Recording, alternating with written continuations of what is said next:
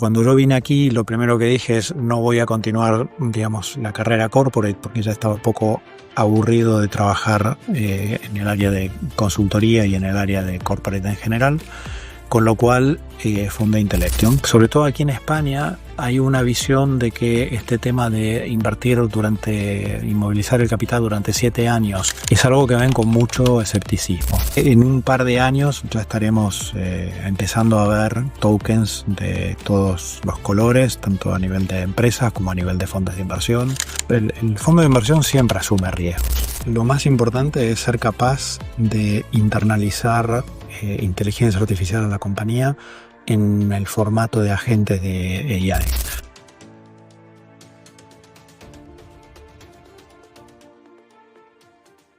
Hoy tenemos un nuevo podcast de Bamboo Talks. Hoy estamos con Patricio Han, un auténtico referente aquí en España, aunque él es argentino y si le apetece pues nos puede explicar también sus raíces allí en Argentina, donde estuviste trabajando como consultor estratégico allí, en Accenture, pero que aquí en España pues por lo que te has hecho conocido, entre otras muchas cosas seguramente, es por ser un referente en cuanto a capital privado, con un par de fondos, uno con el que llevas más de 20 años, si no me equivoco, y otro que... 15. Y otro con el que hace muy poquito que lanzaste, ya nos explicas un poco. Ambos son fondos de capital riesgo, se puede considerar, pero ya nos explicas un poco qué detalles tienen cada uno. Y aparte de esto, pues también tienes una punta de lanza con Intellectium, que es una consultora financiera para empresas privadas, podríamos decir un CFO as a service, para gente que sea más purista.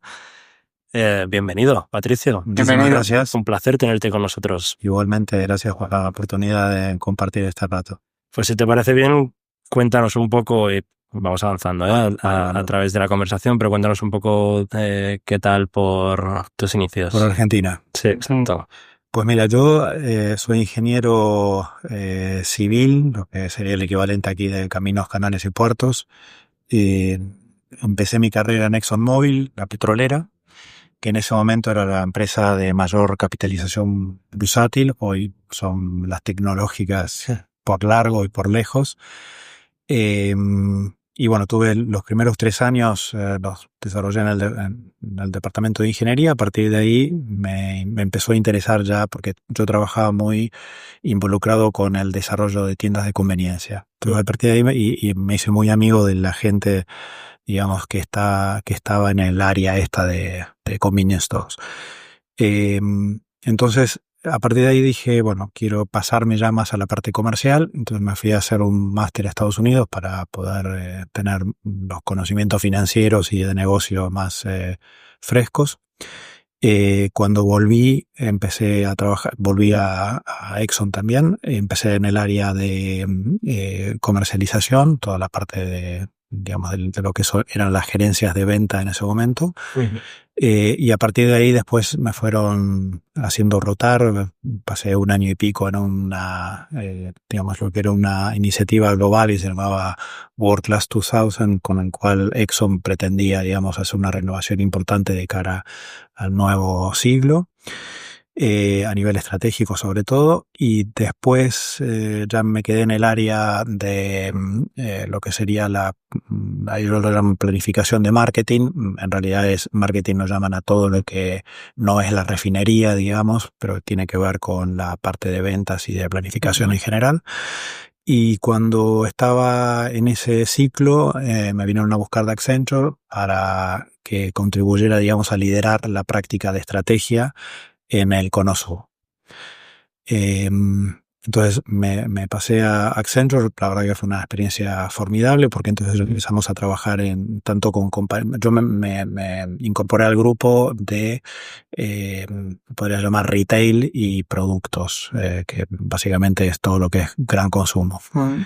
Y ahí, tuve una experiencia bastante interesante en empresas grandes como Aleidomec, Carrefour, otra, Ahold, y fue una muy buena experiencia. Duró lo que duró la estabilidad económica en el país, porque en finales de 2000, en realidad a finales de 2001 se acabó la convertibilidad económica, y con eso la economía empezó a ser más complicada. Ahí nosotros con mi esposa, que es catalana, decidimos que tenía más sentido continuar nuestra carrera aquí en Europa, y a finales de 2002 nos vinimos para Barcelona. Cuando yo vine aquí, lo primero que dije es no voy a continuar, digamos, la carrera corporate, porque ya estaba un poco aburrido de trabajar en el área de consultoría y en el área de corporate en general, con lo cual fundé Intellectium. Ni bien llegamos, un poquito después de que llegamos, en realidad, la fundamos en 2004. Entre tanto, hice trabajo de consultoría para empresas grandes. Trabajamos con Deutsche Bank, CaixaBank, Bankinter, etcétera, Endesa. Pero ya en el 2004 empezamos a hacer este tipo de trabajo de consultoría de una manera mucho más estructurada. Y en 2008 apareció un emprendedor y en un trabajo que estábamos haciendo de consultoría de transformación para un fondo de inversión inglés. El fondo había comprado una compañía y necesitaba hacer una reestructuración. Ahí conocimos a un emprendedor En ese momento lo incorporamos a la empresa para que se hiciera cargo del área de contenidos, y al cabo de poco tiempo nos dijo que tenía intención de ponerse con el hermano a lanzar una startup de Internet, y que si le podíamos ayudar a buscar financiación. Nos llamó la atención el reto. Así que ahí nos pusimos manos a la obra y, contrariamente a lo que pudiéramos esperar, pues, pudimos conseguir 2 millones de euros de financiación sobre un PowerPoint prácticamente y una web bastante básica. Y a partir de eso, cuando eso se hizo conocido, pues nos vinieron a ver un montón de emprendedores para que les ayudáramos a conseguir 2 millones de euros para su startup.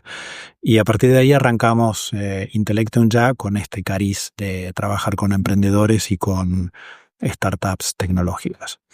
Y nos empezamos a dar cuenta que conseguir capital privado no era tan fácil como parecía. Uh-huh. Y empezamos a ver que sí había una cantidad muy importante de financiación pública, de organismos públicos, sobre todo ENISA, CENET y demás. Uh-huh. Y a partir de ahí empezamos a especializar un equipo en ese tipo de financiación y otro equipo en la parte más privada.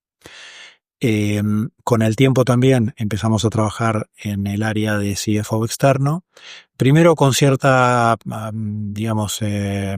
diría, escepticismo, porque a mí me parecía que era un área que por el tipo de startups y demás no iba a ser demasiado, o no iba a tener demasiado crecimiento, pero posteriormente ya hace relativamente poco me convencí de que el mercado ya estaba lo suficientemente maduro como para que esto pudiera ser una línea de negocio y tal. Y bueno, hace, te diría, 3 años más o menos lanzamos ya una línea de negocio de CFO externo ya más estructurada. Y la verdad que está yendo muy bien, está creciendo bastante. Así que ahora, bueno, estamos viendo un poco también, digamos, de insuflarle capital a ese sector o a esta línea para que continúe creciendo bien. En el interín, en el año 2011, empezamos a decir con todos los emprendedores que estábamos trabajando para buscarles capital y tal, dijimos, bueno, pues oye, parece que tiene sentido no quedarnos fuera del éxito si a este emprendedor le va bien, y ahí empezamos a hacer inversiones en startups. Primero fue a través de un vehículo propio y canalizando nuestro propio capital, y después en 2017 ya lanzamos un primer vehículo más estructurado con otros socios y con capital externo. Este vehículo hizo 15 inversiones y la verdad que de las 15, 4 ya son exits y bastante buenos. Okay. Y ahora estamos viendo cómo vamos saliendo progresivamente de las que nos quedan todavía en cartera. ¿Este fondo que comentas era gestionado directamente por vosotros o os limitabais a hacer el rol del PIS? No, este es un fondo donde somos, porque todavía está activo, digamos, aunque está más que nada desinvirtiendo, pero sigue en activo. Somos 6 general partners y tenemos alrededor de 50 limited partners. Es un fondo pequeñito, porque la verdad es que era un fondo más que nada para desarrollar una primera credencial en Venture Capital. Y como te digo, hicimos 15 inversiones. de las cuales 4 ya son exits y el resto todavía está en cartera, pero empresas que realmente la gran mayoría de ellas van bastante bien, así que creemos que va a ser un fondo interesante. Pero terminando de contestar tu pregunta, ahí actuamos como gestores. Imagino o sea, yo me he quedado un poco cuando estaba explicando lo de Intellectium, de que no veías la línea de CFO externo hasta hace muy poquito. Tiene todo el sentido del mundo que creyeras eso, porque igual no había suficiente mercado. Si os especializabais sobre todo en España, había suficiente. Y de hecho te iba a preguntar, debisteis ser de las primeras iniciativas aquí en España respecto a financiación privada. Sí, arrancamos en simultáneo te diría con Inverready, que en ese momento tenía también eran competidores, digamos, directos, pero tenía una línea también de financiación de este estilo. Ellos después se fueron con mucha más velocidad y mucho más éxito al área de inversión, digamos, de venture capital pura. Pero sí, no había prácticamente nadie y tampoco había casi fondos de inversión. Recuerdo que estaba Nauta y 3 o 4 más que eran semi-públicos, digamos, ¿no? Así estaba Inverready también, que arrancaba con su primer fondo. Me imagino que ese track record de haber empezado muy pronto pues os ha ido en el camino de progresar, tanto a nivel personal como sí, ha sido una travesía en el desierto también, ¿no? Hasta cierto punto, porque al final empezamos demasiado temprano y bueno, como nos gusta mucho el ecosistema y nos gusta mucho, digamos, trabajar con emprendedores y nos parece un área realmente espectacular desde muchos puntos de vista, pues hemos querido mantenernos, digamos, a pesar de las dificultades, si quieres, entre comillas, para crecer con más velocidad. Sí, la capacidad de adaptación es lo más importante. ¿Y este primer fondo del que hablas tenía algún nicho de mercado en concreto o era agnóstico en cuanto a sector? Fuimos agnósticos en materia de sectores y hasta cierto punto, o sea, lo que buscábamos sobre todo era emprendedores que tuvieran cierto nivel ya de experiencia y sobre todo buscamos coinvertir con fondos de inversión grandes. Esas eran más que nada Porque claro, de estas 15 invertidas que teníais en cartera, ahora 11, contando esos 4 exits. Muy buen ratio, por cierto, sí. Felicidades. ¿Todos ellos eran clientes vuestros de Intellectium? No todos, algunos sí, otros no. Vale. Pero, por ejemplo, te podría decir, y ahora a ver si me acuerdo de uno por uno, pero por ejemplo, la memoria a mí me falla mucho, pero si no recuerdo mal, 2 como mínimo, o 3, eran clientes nuestros.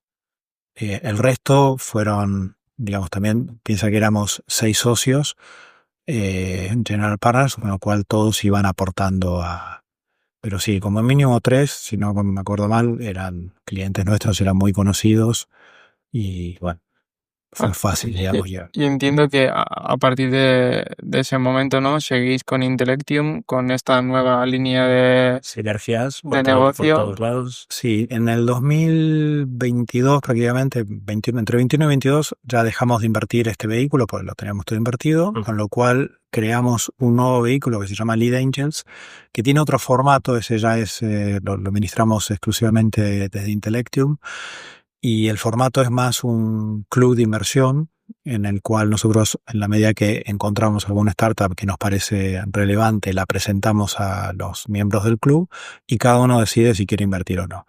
Es un vehículo también no regulado, igual que Smartech Capital, que es el anterior. Con este llevamos hechas 6 inversiones, de las cuales una ya se nos cayó y tenemos ahora otras 5 que están yendo en general bastante bien. Ahí sí que tenemos una tesis un pelín diferente. Aquí buscábamos sobre todo invertir en SaaS B2B con emprendedores que tuvieran, o sea, que fueran tres tipos de emprendedores, ¿no? Uno, que fueran emprendedores que conocieran muy bien la industria y tuvieran como mínimo 10 años de experiencia en la industria. Otro que fueran segunda o tercera vez emprendedores, y si no entraban en ninguna de estas dos categorías y son emprendedores más nobles, que tengan algún tipo de experiencia de haber pasado por algún Boston Consulting Group o McKinsey o Goldman Sachs, etcétera, y o que también hayan tenido una experiencia en un MBA en el exterior de tipo Ivy League School o algo así. Esta es la característica, digamos, que sea B2B, que sea SaaS y que tenga este tipo de emprendedor. Y también buscamos intentar entrar cuando está entrando un fondo de inversión grande que le dé bastante rango, digamos. Sí.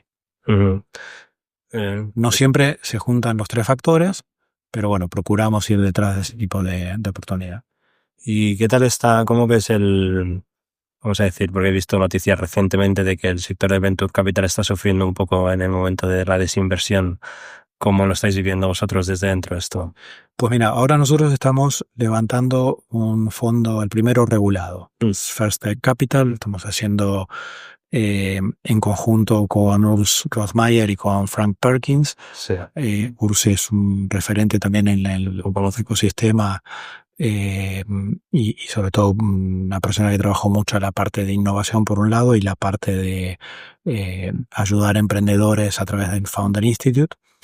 Y Frank es un emprendedor, es el CEO de Inari, es una insurtech, con lo cual nos da ya una perspectiva, digamos, además muy tecnológica por un lado y desde el punto de vista más de un emprendedor en activo. Y lo que sí estamos viendo cuando hablamos con potenciales lead investors o potenciales inversores en general, limited partners, es que sobre todo aquí en España hay una visión de que este tema de inmovilizar el capital durante 7 años y luego otros 3 para las salidas, etcétera, prácticamente inmovilizado entre 8 y 9 años, es algo que ven con mucho escepticismo. Sobre todo porque en el sector hay mucha gente que ha estado invirtiendo y continúa invirtiendo en real estate y ahí estás hablando de periodos que varían entre 3 y 5 años los más largos. Entonces hay mucha experiencia en ese sector, muchísima menos en venture capital y por lo tanto es, digamos, un stopper si quieres que es difícil de salvar. Sí, sí. Bueno, mira, ahora voy a aprovechar para sacarte un tema de actualidad que igual nos salimos un poco de la línea y luego volvemos si no te importa, pero últimamente se está democratizando la inversión en capital privado. Sé que igual es un capital privado más, no tan early stage, no tan venture capital, sino más private equity. Y hago referencia a Trade Republic, que es una aplicación de inversión para minoristas, para retail, que hace poco ha incluido este tipo de inversión en su plataforma. MyInvestor, si no me equivoco, también la tiene disponible. ¿Qué opinas al respecto si es que le has dado una vuelta? No, yo creo que de hecho tal es así, digamos que tal es la vuelta que le hemos dado. Lo digo, perdona que te corte, lo digo por la mención esta que has dicho a que uno de los requisitos o detalles importantes es la iliquidez, ¿no? Que sí, esa inversión necesita estar 7, 8 años para que te dé ese retorno. Para nosotros es tan importante resolver ese tema que hemos estado, y yo vengo trabajando con este tema desde hace mucho tiempo, con el tema de la tokenización de este tipo de inversiones. ¿Por qué? Porque si tokenizamos, le damos liquidez al mercado inmediato. O sea, al cabo de 1 año o 2 años ya la gente puede empezar, en la medida que la cartera empieza a madurar, ya puedes empezar a ver cómo sube el valor, digamos, del token y por lo tanto puede comenzar a ver desinversiones por un lado y gente que quiere invertir. ¿Qué diferencia hay entre tener un token y tener una participación como tal del fondo? Pues es un tema de liquidez porque la participación en el fondo es difícil que tú la puedas vender en un mercado, porque la verdad que no hay mucho mercado para este tipo de cosas. Mientras que los tokens, si logras que puedan estar en un mercado, que eso es otro tema pendiente también y que también es un tema que agrega dificultad porque no hay mercados para security tokens todavía, marketplaces, digamos, que tengan liquidez suficiente. Pero bueno, es un área que está en desarrollo y más tarde o más temprano al final terminará poniéndose en valor, ¿no? Y terminará siendo, o sea, siendo mainstream, digamos. Porque y conozco el caso de algunas compañías, ¿no? que están introducidas en el mundo del capital privado que lo que están proponiendo es, oye, yo te ofrezco fondos de capital privado a través de mi plataforma. Tú como inversor del fondo X, cuando te quieres deshacer de tus participaciones, si tienes una necesidad de obtener liquidez porque tienes una circunstancia personal que te fuerza a venderlas, Vale. pásamelo, o sea, dímelo y yo entre mi pool de inversores pongo tus participaciones a la venta. Vale, ahora imagínate eso, pero ya hecho de manera más estilo bolsa de comercio. Claro, O sea, eso sería lo ideal, pero ahora te pregunto, ¿cómo de lejos ves eso? lo veo, a ver, cada vez más cerca, por suerte. Lo que pasa es que las regulaciones son todavía un poco complejas. La posibilidad o sea, los marketplaces todavía no están, no tienen suficiente liquidez, con lo cual no es fácil, digamos, implementarlo. Pero bueno, yo creo que en un par de años ya estaremos empezando a ver tokens de todos los colores, tanto a nivel de empresas como a nivel de fondos de inversión. Y bueno, empezar a hacer un poco más fácil todo esto, ¿no? Pero sí, 2 años creo que no nos va a quitar nadie. ¿Y por qué dices que al tokenizar las participaciones y convertirlas en un security token podrían tener más liquidez con las participaciones normales? O sea, en ambos casos tienes que crear un mercado. Tienes que crear el ecosistema, claro. O sea, en la medida que haya mercado, o sea, que haya un marketplace en donde se puedan transaccionar, ahí empezará a ser más fácil. De la otra manera, estás hablando de algo muy artesanal. Lo que hay que hacer es industrializar lo que tú dices, o sea, el mercado artesanal que se puede hacer de esta manera con un pool de inversores y demás, hay que intentar llevarlo a algo industrial. Y eso es lo que, así como están las cripto, que se ha industrializado por completo, lo mismo se podría hacer con security tokens. A mí me cuesta entender que los reguladores no puedan regularlos o no hayan regulado los cripto con más, digamos, con más velocidad o más, digamos, más fuerza, y en cambio los security tokens tienen tanto pánico de que se les vayan de la mano. Sí, porque el cripto al final es casi mucho más especulativo todavía que tokenizar, no sé, un edificio y trocearlo todo y ponerlo en un marketplace. O trocear una compañía y ponerlo en un marketplace. Al final la compañía, si tú obligas a que esté auditada, por ejemplo, pues creo que es más transparente que una cripto. Las cripto hoy es una cosa totalmente oscura, ¿no?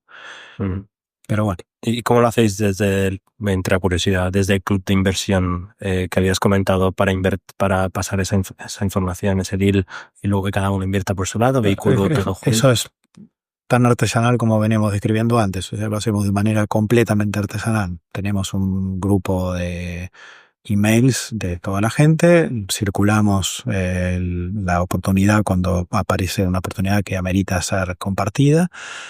Cada uno, lo que solemos hacer es una presentación en donde el emprendedor presenta todo en digital a través de un Zoom, digamos, en donde vienen todos los inversores que están interesados. Después de esa primera charla hacemos un due diligence y demás, y después los que han quedado interesados, a lo mejor se hace un follow-up también con el emprendedor. Los que han quedado interesados levantan la mano y me dicen yo quiero invertir tanto, y lo que hacemos con el vehículo es un vehículo que funciona con cuentas en participación. De esa manera podemos aplicar, o sea, es una gran ventaja que nos ofrece la ley española, porque podemos implementar casi un esquema que funciona como un fondo de inversión. O sea, no hay ningún tipo, nosotros no hacemos ningún tipo de retención fiscal a los inversores. Y en cambio ellos, después de recibir, digamos, el retorno que tenga la inversión, pues van al fisco y según las características fiscales de cada uno, y se invierte a través de una persona física o a través de una persona jurídica, lo que fuera, pues paga sus impuestos como cualquiera, pero el vehículo no les retiene, caso que sí debería retenerles si es una sociedad, una SL, una sociedad limitada la que invierte, ¿no? Siempre hablando de vehículos no regulados. ¿No lo retiene porque no hay esa comisión de gestión o es por otra cosa? Porque no hay vehículo constituido. Entonces, al no haber vehículo constituido, no hay plusvalía en ningún vehículo. Claro, Entonces, es una evitas la ventaja. doble tributación que a veces sucede Exacto. aquí en... Nosotros, en cambio, el Lead Angels es un único vehículo que trabaja con lo que dice, con cuentas en participación, que son contratos, y por lo tanto nos dan un poco el mandato de invertir y después nosotros le damos el retorno que ha tenido esa inversión, pero somos mandatados, digamos, en esa ecuación. ¿Podrías decirnos algunas, si la quieres compartir, alguna de las inversiones que te han parecido interesantes a lo largo de tu trayectoria, que tengáis en alguno de esos fondos todavía en activo y que digas, mira, este es el perfil ideal de emprendedor o de empresa en el que tal? Te voy a mencionar una que en particular me hace mucha ilusión, que se llama AppLivery. AppLivery tiene varias cosas que me gustan, ¿no? Pero bueno, por empezar, el emprendedor o los emprendedores tenían 10 años de experiencia en la industria, conocían muy desde adentro lo que estaba pasando y cuáles eran los problemas de los softwares existentes, que más que nada eran todos software legacy. AppLivery se dedica a hacer device management y app delivery. ¿Okay? Con lo cual, para traducirlo a términos fáciles de entender, lo que hacen es, si una empresa tiene tablets y tiene teléfonos, ellos hacen todo lo que, o sea, es una plataforma que te permite administrar todo lo que es el delivery de ese device a los empleados, por ejemplo, o sea, tanto que sea, digamos, un hardware de la empresa, o también te permite administrar teléfonos de los empleados, donde hay un mix, digamos, una parte del teléfono la usas para llevarle o ponerle, instalarle productos de la empresa. Entonces tiene esta doble vertiente que, digamos, hace, digamos, todo lo que sea el device manager más lo que es el app delivery, la gestión de la app dentro del teléfono. Y decía, tiene la característica de que los emprendedores tenían mucho conocimiento de lo que estaba pasando en la industria, se dieron cuenta de que la industria estaba plagada de softwares que eran muy legacy, muy difíciles de gestionar, y que cuando se iba la persona que dominaba ese software dentro de la compañía, las compañías tenían un gran problema que resolver. Habían estado trabajando 3 años en la parte tecnológica de desarrollo, y eso nos gustó mucho también porque es un producto que tiene una tecnología importante detrás, fácil de copiar. Tiene 3 años de desarrollo hasta que lograron el producto que querían. Y después habían vendido, o estaban vendiendo en esa época cuando los conocimos, el 60% fuera de España, con lo cual también nos pareció bastante relevante. Y dentro de los logos que tenían en España estaba Repsol, con lo cual, para una compañía que no tenía ni deuda ni tenía equity, o sea, bueno, no tenía inversores externos. Así que nos pareció un caso muy, muy especial y, bueno, liderada realmente por unos emprendedores extremadamente profesionales. Hicimos una inversión conjuntamente con un inversor bastante potente, y que es a su vez es tecnólogo, es inversor y es emprendedor. Y entre nosotros y lo que conseguimos también de apalancamiento público, hicimos una pequeña ronda de 1 millón de euros. Y bueno, es para mí una de las mejores inversiones que hemos hecho. Creo que es una compañía que tiene un recorrido fenomenal y que se va a convertir en un unicornio más tarde o más temprano, posiblemente más temprano que tarde. Así que es una compañía que nos hace mucha ilusión. ¿Y cuáles dirías que son para vosotros los deal breakers para no invertir en una compañía? Aprovecho, imagino que todavía estáis en fase de inversión en este. Sí, con Lead Angels es un vehículo abierto, o sea que no tiene y si nos está escuchando alguna startup que busca financiación y le interesa, pues oye, ¿cuáles son esos deal breakers que decís? Por aquí no podemos pasarlo. Mira, deal breakers para nosotros sería empezar a hablar con el emprendedor y darnos cuenta en determinado momento que cambia condiciones, por ejemplo, de la ronda. Que eso alguna vez nos ha pasado, ¿no? Eso sería, te diría, quizás el deal breaker más importante. A mí yo soy un fanático de la, digamos, de la palabra y de la consistencia. Y cuando alguien no es consistente, rápidamente me preocupa, porque si no eres consistente en la vida, pues, a ver, una cosa es que cambien las condiciones de mercado o lo que fuera y ya hacer algún cambio, pero otra es ahora, porque me da la gana, te cambian las condiciones de entrada, ¿no? Que bueno, eso a veces pasa, que te cambian la valoración, que te digan una valoración y después cuando estás por cerrar te digan, no, ahora ha cambiado la valoración. Eso diría que es el mayor. Y si no, el resto de temas, en realidad tú ya digamos, si llevas tiempo invirtiendo, buscas unas características en la inversión que hacen que difícilmente, una vez que has avanzado en la inversión y has avanzado en el due diligence y tal, se caiga la operación por algo del emprendedor. Pero, o que te mienta. Sí, eso sí podría ser. O sea, si miente, bueno, ya es. Muy claro. Desde luego no puedes Lo confiar. fundamental es que estás en un mercado financiero y lo fundamental es la confianza. Y en cuanto a eso que has comentado, que sí que os gusta ver que tiene experiencia ese emprendedor en el sector en el que está emprendiendo, pero requerís que haya tenido ya experiencia emprendiendo otros negocios. Hay mucha gente que hemos entrevistado y nos comentan, oye, cuanto mayor es la persona,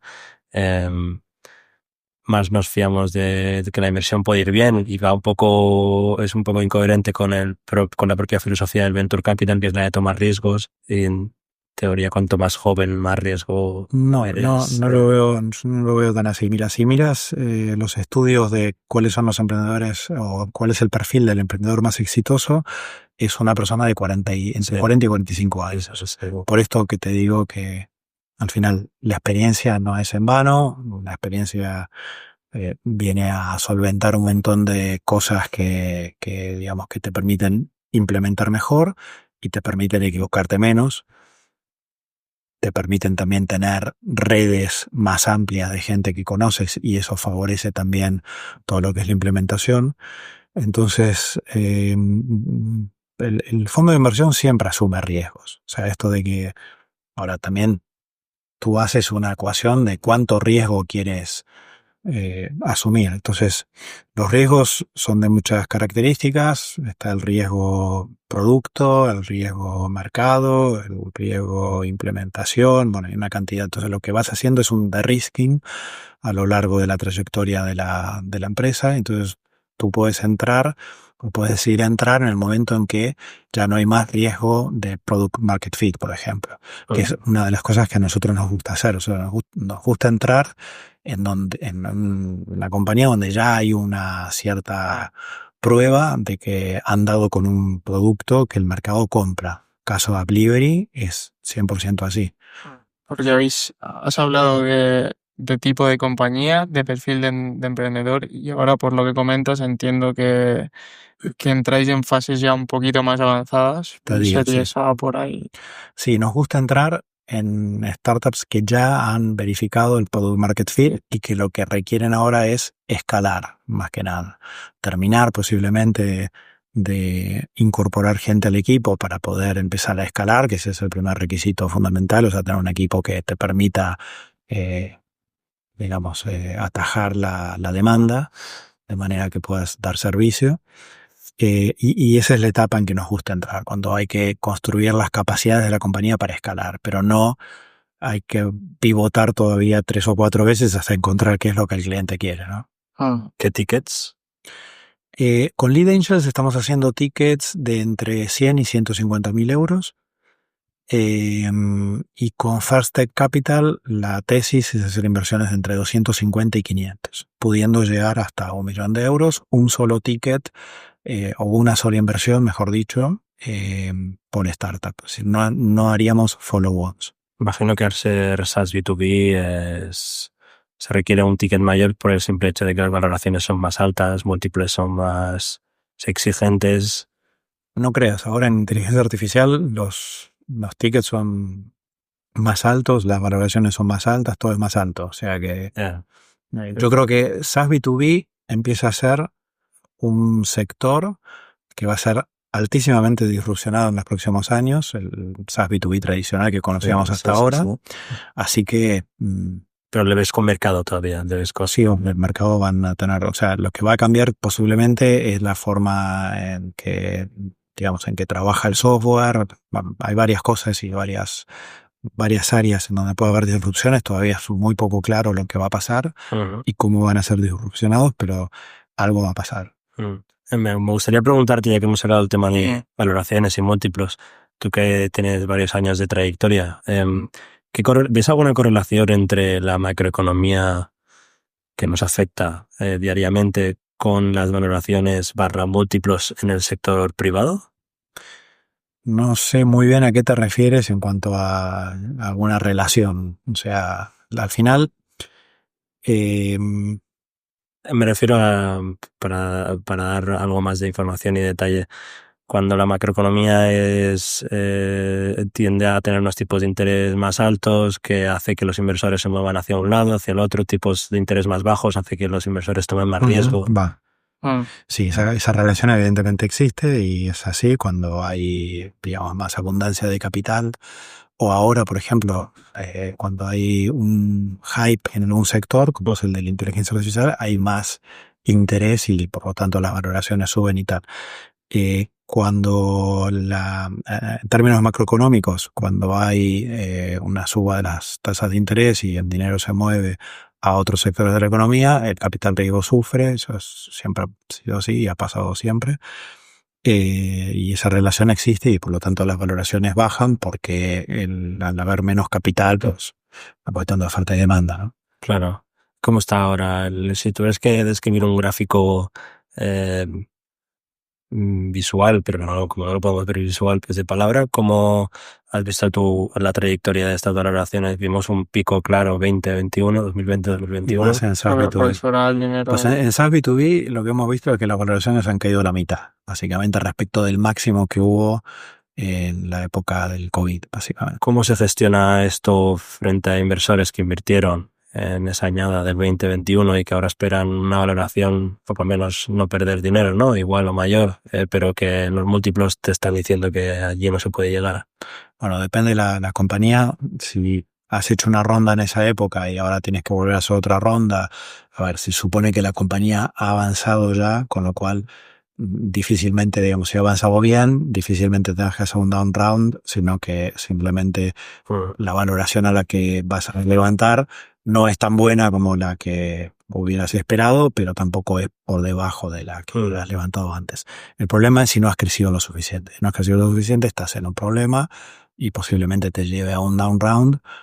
Y bueno, pues habrá que administrarlo dependiendo del acuerdo previo que había con los inversores. Si había algún tipo de protección para un down round, pues los habrás de compensar y si no, pues negociarás. Muy bien. ¿Qué de importante para ti es que un fondo de capital riesgo guarde dinero para follow-ons? Vale, es una excelentísima pregunta. Hay un estudio que hizo Moonfire Ventures, que es un fondo de inversión gestionado por gente que salió de Atómico. Y ellos han llegado a la conclusión de que no es bueno hacer follow-ons.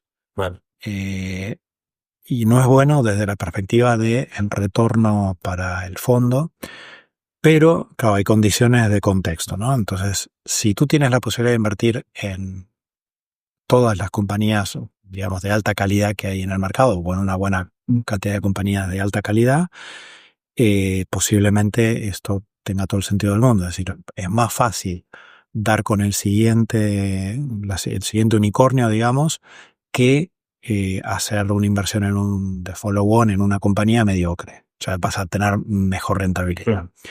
Esto es bastante contraintuitivo para lo que es la generalidad del mercado, que la generalidad del mercado reserva posiblemente a veces hasta 60% para hacer follow-ons.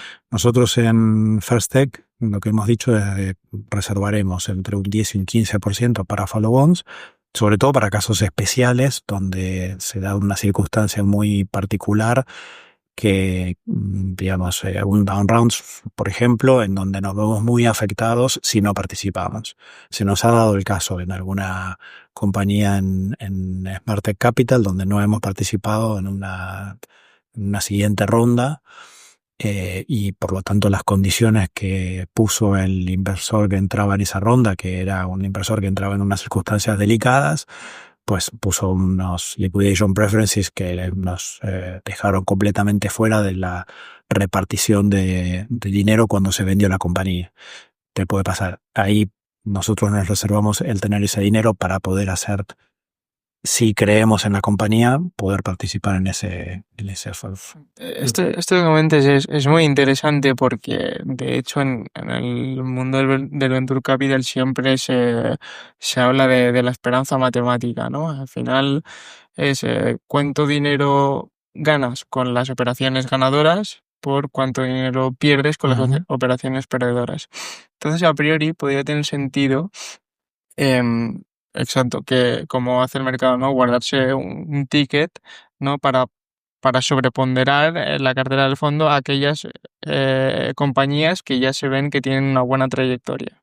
Pero sin embargo, tú comentas que el estudio justamente viene a decir lo Es contrario. un estudio probabilístico, Que- o sea, y se tienen que dar las condiciones de borde, digamos, que está diseñado el estudio. Suponte, si tú te guardas dinero posiblemente para un follow-on en un Google, posiblemente no tenga sentido. Pero si te guardas dinero para un follow-on en una compañía que va bien, pero tampoco va súper bien, pues a lo mejor multiplicas ese dinero por 3 versus si lo has puesto en una compañía nueva que tiene la posibilidad de convertirse en un unicornio, por ahí multiplicas por 100. Entonces, claro, ahí es donde no tiene... Y la verdad es que en la mayoría de los casos, compañías que van bien, por lo general van bien, pero no tan bien. Claro.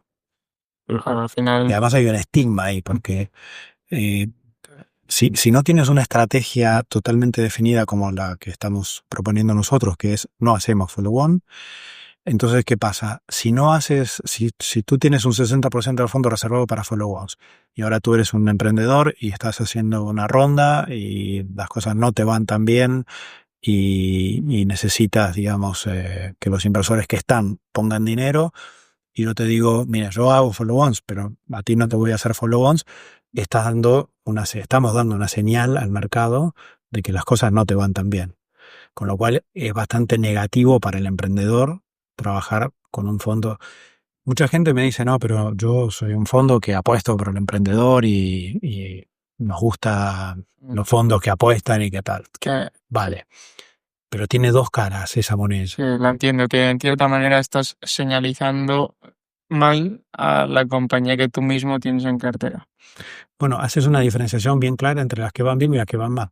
Claro, Le inviertes a las que van bien, y Claro, las pero que si no van tan bien no le inviertes. claro, pero si justo esa compañía, como tú dices, está levantando ronda y tú puedes hacer follow-ons y no los haces, yo como emprendedor seguramente me va a gustar más encontrar capital. No, porque si yo ya tengo por definición que no hago Bueno, claro, follow-ons, si no haces follow-ons, claro. claro. Pero si en el caso de que hicieras y no me hicieras a mí, Vale, por eso me cu- digo, claro, me costaría mucho más. yo preferiría trabajar, es decir, yo entiendo la visión de que quiero un fondo que tenga resto para ayudarme en caso de que me vaya mal. Vale, pero desde la perspectiva, esa es la perspectiva del emprendedor. La perspectiva del fondo debería ser diferente, o sea, debería ser, oye, yo justamente no hago follow-ons porque mi estrategia es hacer una sola inversión y lo que sí busco es que, digamos, atraerte en la ronda en que yo participo otros fondos que tengan más cantidad de capital y tengan una estrategia diferente. Un follow-on no, pero ¿os habéis planteado un segundo fondo que... Bueno, pero ahí tienes problemas con la CMNV de compatibilidad de que puedas hacer ese tipo de... Ya, O sea, ahí hay un esto conflicto de de interés. pasar la invertida de un fondo al segundo, como... Desde el punto de vista de la CMNV no es una buena práctica. Vale. Te la pueden llegar a... Pero con inversores distintos tampoco. Cuando los LPs son distintos. Y entonces, ¿cómo funcionan exactamente los vehículos de continuación? Porque esto al final, Bueno, pero hay con los vehículos de continuación hay toda una temática. O sea, hay todo ¿cómo se dice esto? Bueno, una serie de gente que está en contra y otros que están a favor. Mm. Es otro, Sí, es sí, sí. otro, No, sí, sí. es otro tema a debatir. Y ya que estamos con melones, como me apetece sacar otro, que no sé de cuánto jugo va a dar, pero bueno, te pregunto. A nivel de exits, supongo que también en tu trayectoria habrás visto exits más tempraneros. No sé cuál fue el primero que has El primer exit que experimentado. tuvimos fue más cuando estábamos, digamos, invirtiendo exclusivamente por nuestra cuenta Ujú. desde Intellectum Ventures, que es la compañía o el vehículo que hemos usado para invertir. La primera salida importante, interesante, fue en una compañía que se llama Miscota. Cambió de nombre varias veces, se agrandó, se achicó, se dividió. Bueno, es una compañía que pasó por muchas etapas. Pero en nosotros entramos muy early stage, y en una de las entradas o una de las rondas que se hizo con otros inversores más avanzados, tuvimos oportunidad de salir en una buena parte con unos multiplicadores muy buenos. Y esa fue la primera. ¿Qué año fue? Posiblemente yo creo que nosotros entramos en 2011 y habremos salido en 2015, 2015. por ahí. Pues esta pregunta vamos a hablar de década, de 2015 a 2025. A nivel de exits de un venture capital, me entra curiosidad a conocer si si los players compradores a los cuales le vendes tu participación ha cambiado con los años. Es otro capital riesgo. Empieza a haber private equities que bajan un poco el scope de inversión y le puedes, incluso que no requieren de ventas especialmente altos para atreverse a invertir. Suele haber más estratégicos últimamente también que apuestan por la innovación interna y por eso compran. Yo creo que eso depende mucho de qué mercado estés hablando. Porque, por ejemplo, en España siempre se habló de que las compañías no compran suficiente cantidad de startups tempranamente y demás, y es una realidad. También es una realidad que esto va evolucionando y las compañías cada vez se están dando cuenta de la importancia que tiene, digamos, entrar en tecnologías nuevas lo más rápido posible y tal. Con lo cual, al final es una cuestión de mercados y de etapas de desarrollo de cada mercado. En Estados Unidos, claro, está todo muchísimo más evolucionado. Claro. En otros países de Europa está un poco más evolucionado. Con lo cual al final depende de qué país estés hablando, en qué momento y tal, ¿no? Claro. Pero desde España imagino que os fijáis en Estados Unidos para prever un poco lo venidero, ¿no? Imagino. Bueno, o en otros países de Europa que están un poco más avanzados, ¿sí? Uh-huh. Sí, yo creo que al final es lo que te comentaba, el ecosistema, digamos, de compañías industriales españolas todavía creo que está un poco maduro en términos de adquisición de startups. En otros países como en UK o Alemania o Francia está un poco más maduro y las compañías compran más. Creo que ahora se viene una etapa en que las compañías van a tener que espabilar mucho más todavía, porque la velocidad a la que se están desarrollando las nuevas tecnologías es tanto más vertiginosa que realmente si no adquieres, pues no tienes manera de desarrollar nada internamente, ahora no te dan los tiempos. Hablabas de precisamente el desarrollo de las compañías industriales, ¿no? Ahora mismo estamos en una era donde hay mucha tecnología, todas ellas muy disruptivas. Entonces, no sé cuál es un poco tu visión acerca de ello, ¿no? Cómo la tecnología puede ayudar a estas empresas a seguir creciendo y a seguir espabilando. Yo creo que ahora lo más importante es ser capaz de internalizar inteligencia artificial a la compañía en el formato de agentes de AI. ¿Por qué? Por varias razones. Primero, porque va a favor de la problemática que tenemos con la pirámide poblacional, es decir, la dificultad que está habiendo cada vez mayor para incorporar gente con los conocimientos y la formación que uno necesita, con lo cual esto viene a resolver en parte este problema. Y luego también por la capacidad que te da, el aumento de productividad que te puede llegar a dar. Para mí, por ejemplo, es muy importante para nosotros mismos en Intellectum. Ahora estamos trabajando en desarrollar 3 tipos de agentes. Un agente que nos permita hacer aplicaciones a los organismos públicos más rápidamente. Otro agente que nos permita difundir nuestros servicios con más proactividad y más rápidamente y más efectividad. O sea, un mini ejército de agentes de marketing. Otro sería el de recursos humanos, porque es otro, ya decíamos antes de la dificultad para contratar gente, pues ese es otro factor donde si podemos externalizar, entre comillas, o productivizar este proceso, pues nos va a ir fenomenal. Así que estos 3 procesos son bastante fundamentales, los estamos trabajando para ver a ver de qué manera podemos automatizarlos lo antes posible. Para un venture capital, el de buscar compañías bien tempranamente es fundamental, porque si miras las últimas rondas de inteligencia artificial, estás hablando en casi todos los casos de inversiones de 5 millones de euros, que aquí no eran tan habituales. Aquí una cosa habitual era 1 millón, 1,5 millones, 2 millones. Pero ahora las inversiones que se están produciendo son del orden de 5 millones para arriba. Entonces, claro, a esas startups, si no has entrado como business angel cuando prácticamente no tenían nada, cosa que también hace más difícil la inversión, porque a nosotros que nos gusta entrar cuando hay product market fit, aquí hay que entrar cuando se puede. Ojalá sea cuando hay product market fit, pero creo que no. O sea, la mayoría tiene que entrar un poco incluso antes de eso. O cuando hay un product market fit muy, muy elemental. Así que bueno, eso creo que es el desafío para las empresas industriales es ese. Y sí que veo que es un desafío importante, porque nosotros que estamos dentro digamos, del ambiente del sector y de todo, ya de por sí le encontramos que hay un nivel de dificultad, digamos, a crearte este tipo de agentes. Una cosa es lo que ves en una publicidad en Instagram, que todo el mundo hace agentes fácilmente y tal, con N8N o Make y tal, pero la verdad que pasar de ahí a realmente hacerlo hay un paso importante. Hay una barrera importante. Y para una empresa industrial me imagino que tiene menos exposición a las nuevas tecnologías y demás, me imagino que debe ser todo un mundo. Desde luego, sí. Para no olvidarnos de Intellectium, y por si hay alguien que tiene una startup y puede requerir de los servicios de tu compañía, ¿cómo podéis ayudar a una empresa privada desde Intellectium? Vale.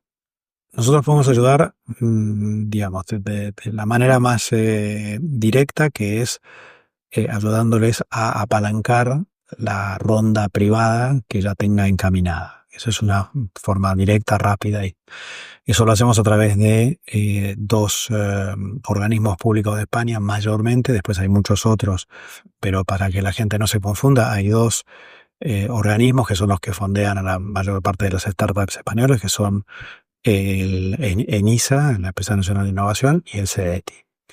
ENISA a través de préstamos participativos y el CDTI a través de una mezcla entre subvención y préstamo blando.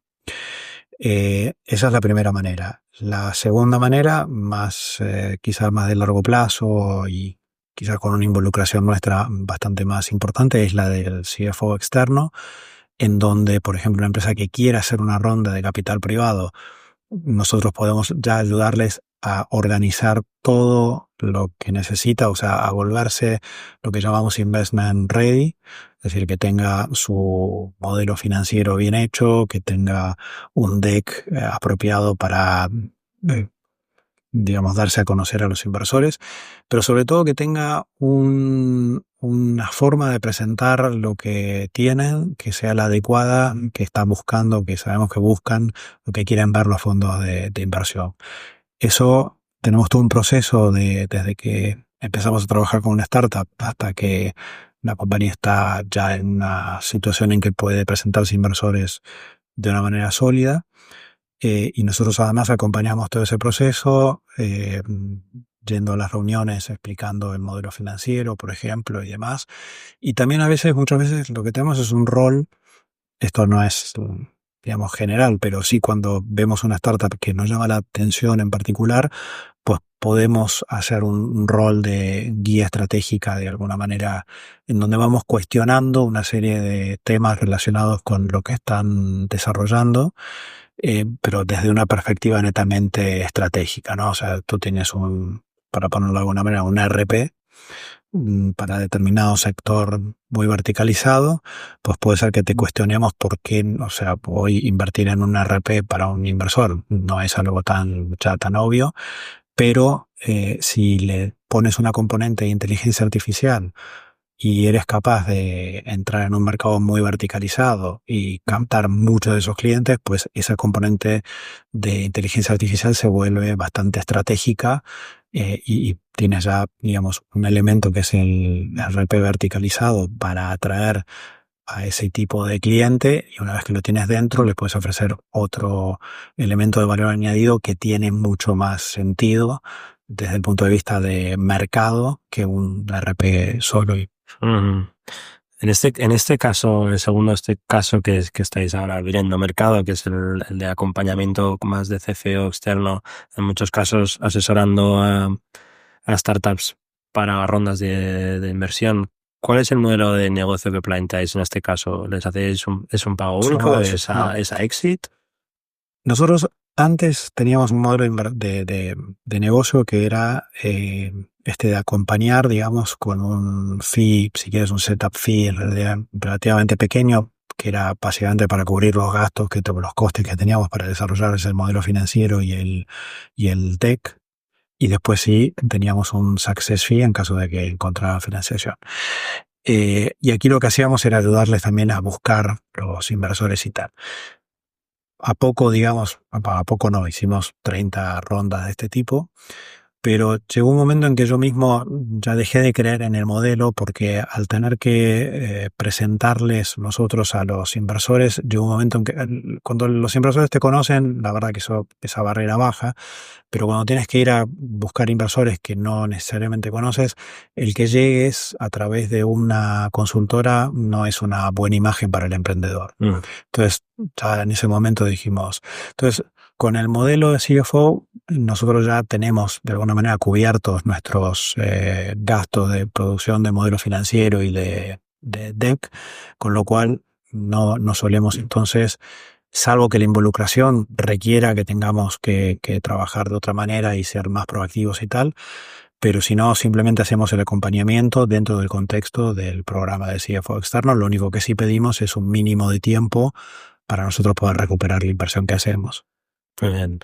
Pues os auguro muy buenos éxitos con todos los proyectos que tienes. Desde luego, en el acompañamiento, en la primera función con la que nació Interactium, que es en la de financiación pública, en cuanto a ENISA y CDT que comentabas. Si no recuerdo mal, ha salido hace poco que ENISA va a aumentar en España su capacidad de dar dinero. O sea que imagino que habrá trabajo por adelante, así que pues muy bien. Sí, para clarificar ese punto, ENISA lo que acaba de hacer es transformarse de una entidad que recibía fondos, digamos, del Estado a través del presupuesto, y se ha transformado más en una entidad gestora de un fondo de inversión que digamos, tiene 303 millones de euros en un periodo determinado. Y básicamente esto le permite evitarse toda la problemática que venía teniendo con la aprobación de los presupuestos, que además todos sabemos que por las cuestiones políticas cada vez se dificulta más, y eso se terminaba trasladando al funcionamiento del organismo, creando cuellos de botella importantes. Entonces ahora lo que va a haber es un fondo, digamos, que de alguna manera permite volver a los inicios de ENISA. Yo cuando empezamos a trabajar con ENISA hace muchos años no tenía esta problemática de los presupuestos ni nada, y además los presupuestos de un año se pasaban al año siguiente y demás, lo cual favorecía que tuvieran una continuidad a lo largo de todo el año. Después, posteriormente, eso se fue cambiando y empezó a haber este problema de la estacionalidad, que hasta junio no tienen dinero y estudian los proyectos, pero por resulta que tú entre enero que habías recibido la ronda de financiación y junio te has gastado la mitad del dinero, entonces ya no te pueden dar lo que te iban a dar en enero. Se genera toda una serie de problemáticas. Con esto se soluciona bastante de esa parte. ¿Y ya tú crees que ya hay mercado suficiente para desembolsar ese aumento de millones que ha habido en España? O sea, el presupuesto exacto. de Enisa particularmente. Sí, sí. La verdad es que... Igual esto hace cambiar las condiciones de... Bueno, las condiciones ya están cambiando. Eso es Vale. un tema que nos hemos encontrado. Están cambiando las condiciones en cuanto a los niveles de riesgo. Implican que a mayor nivel de riesgo las tasas de interés van a ser mayores, sobre todo la parte que es variable. Así que eso está cambiando. Lo de si van a tener la capacidad de invertir esos millones en el poco tiempo que queda es un question mark y ojalá puedan. Muy bien.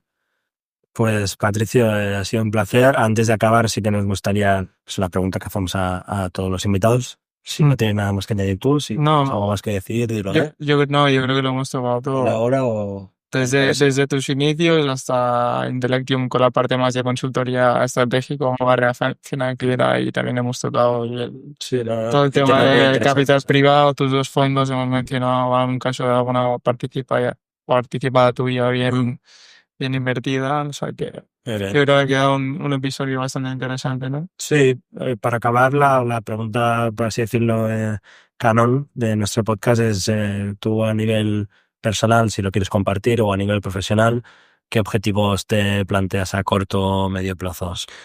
Mi objetivo ahora más importante es esto que habíamos comentado un poco al principio sobre las tecnologías que se vienen ahora en los próximos 10 años, ¿no? Yo os decía, los próximos 10 años son posiblemente los mejores de la historia que vamos a vivir desde hace bastante tiempo. Es decir, va a ser un periodo único y el de mayor creación de riqueza que el mundo haya visto hasta ahora.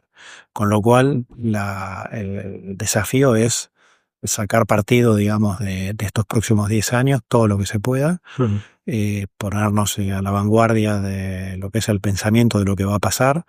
Que os comenté, hemos escrito recientemente hemos hecho un reporte de lo que creemos que va a pasar en los próximos 10 años. Y nos parece, o sea, a poco de que estábamos ya escribiendo ese reporte, nos pareció algo realmente mind-blowing, ¿no? Puesto en inglés. Con lo cual, lo bueno de todo esto es que estamos en edades, digamos, donde podemos todavía sacar partido de todo esto, vivirlo, disfrutarlo. Va a ser realmente algo inédito e increíble. Y en 2035, el mundo que estamos viviendo hoy, digamos, será muy diferente. Desde que tendremos robots en casa hasta que iremos en los coches en forma autónoma, que nos comunicaremos a través prácticamente de pensamientos los unos y los otros. O sea, va a ser realmente un cambio mayúsculo como nunca antes se había vivido y que espero disfrutar a fondo, incluyendo los drones voladores que nos puedan llevar de un lugar a otro y, en fin, creo que va a ser una cosa realmente muy, muy, muy disruptiva y muy interesante de vivir. No sé si quiero imaginármelo. Me da un poco de miedo, pero... Así va a ser como en las películas. Pero bueno, lo vamos a afrontar con optimismo, desde luego. Va a ser realmente interesante. Pues muchas gracias. Muchas gracias. Ha sido un placer. Igualmente, muchísimas gracias.